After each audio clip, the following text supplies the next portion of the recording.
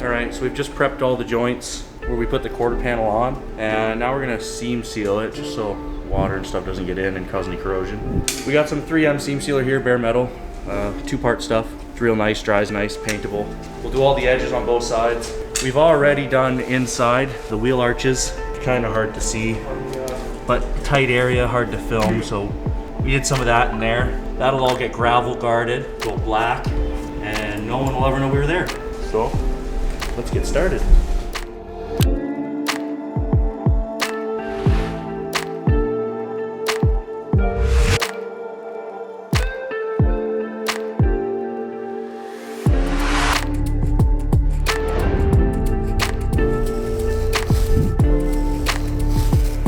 Would you rather thick AF or look good? Believe it or not, straight to jail.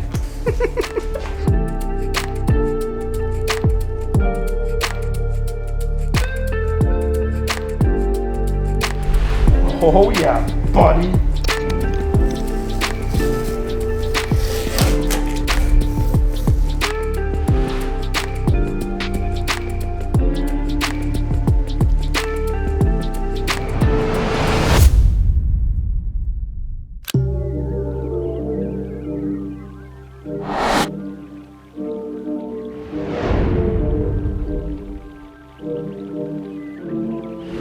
You can film back here, I guess, real quick time.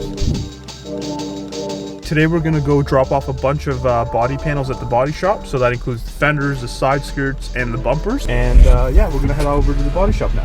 There's a suitcase back there. I can't see.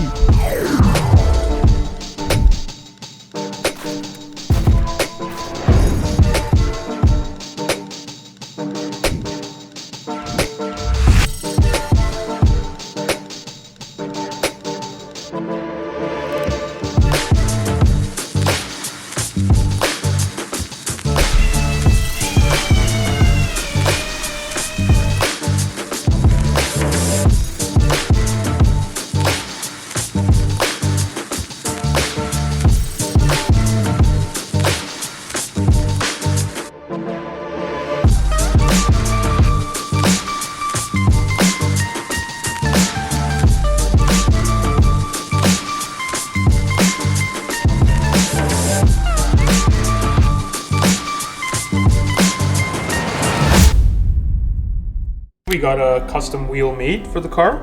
It's carbon, it's got the orange stripe, which is gonna match the paint of the actual car. And it's also got the orange and black stitching along the sides, perforated leather, carbon along the top, bottom, flat bottom, and then carbon on the trim piece as well. So that's the steering wheel.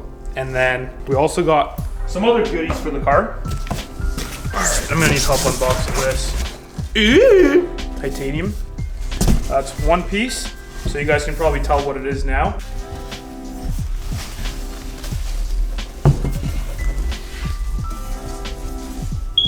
And that's the exhaust. So we ended up getting the Akropovich titanium axle back, and then we're gonna do custom mid pipe to join it from the front test pipes back to this axle back. So this kind of goes like so, and then, okay, it doesn't go like that. Goes more like that. That pipe in the beginning goes in between in here. That goes like this. And then this will go. No. I'm an idiot. I'm a complete idiot. Okay, there we go.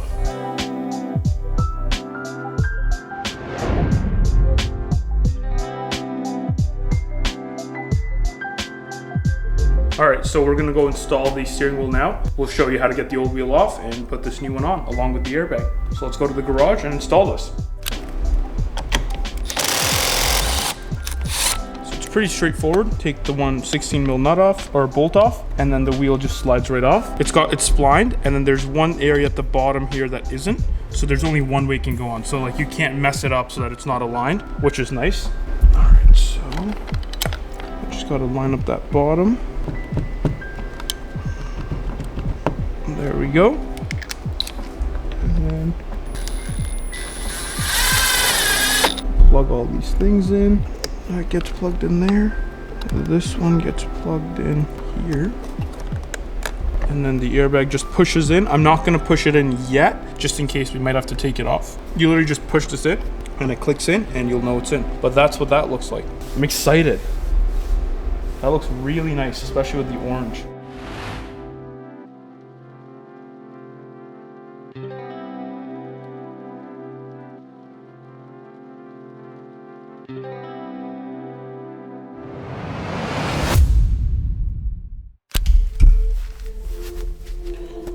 All right, so these brackets that we made in the last video, we're just gonna sand them down, get all the paint and stuff off so that we can prime it and then paint them. So let's get started with that.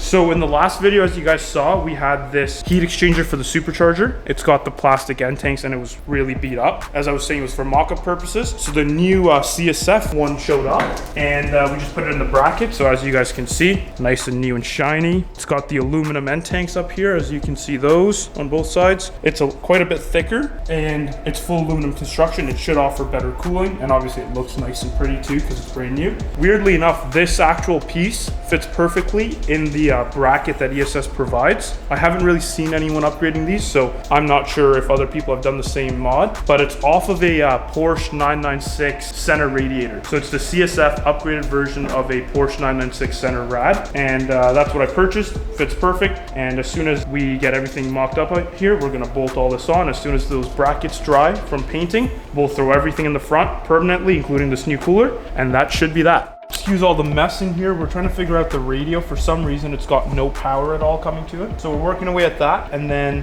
hopefully the next video, we'll have the drive shaft back from the shop. It'll be shortened, we'll bolt it in. And at that point, the car should be good to drive. So we'll fill it up with diff fluid. We'll just test everything, make sure power steering works, make sure the rear wheels are moving, because the axles will be attached to the diff at that point and the drive shaft. And then hopefully we'll take it out for a spin.